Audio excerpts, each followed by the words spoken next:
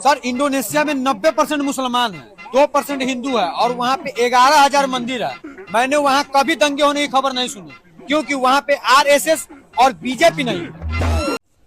सिगी हिंदू नुपासिना है इंडोनेशिया दा 90% से मुस्लिम ने बा अदो 2% ना हिंदू ने बा अदो मंदिर डिलीसिंग तरह का माथोई लेबा अदो नोंग तखना चाइनबसु लेते अदगी कईगुंबा माहाइनबसु लेते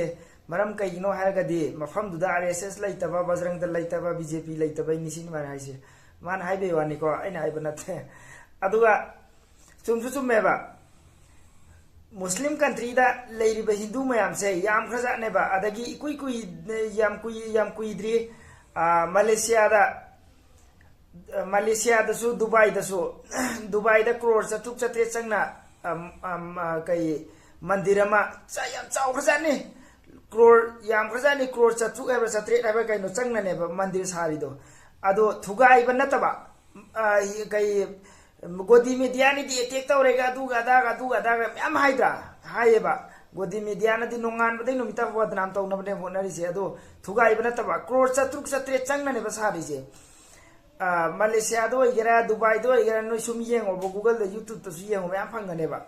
पैसा चंगना सा खजाने थुगाइबा नतबा अदो इंडिया दना कम दौनी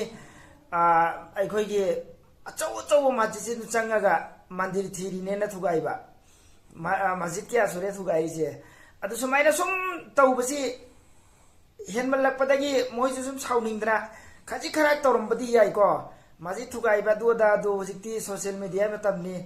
मोबाइल मतमनिना मखोसु उरिने अदो नुंगाइतना खजि खरा सुम अतो थांगनबा लेबाक सिंगदा तौरमबे याइ मुस्लिम कंट्री सिंगदा लेइबे हिंदू से याम खजानी सऊदी अरब तक से याम खजानी लेइसी दुबई अदगी टर्की इंडोनेशिया मुस्लिम सोमगी मुस्लिम लेबाक सिंगदने लेइबा हिंदू से याम खजाने दु नोंमत खन्ना सैनबसु लेइते नोंमत फुबा सैबसु लेइते अदा लेइबा मंदिर सिंगदु थुगाइबगी वरिसु लेइते।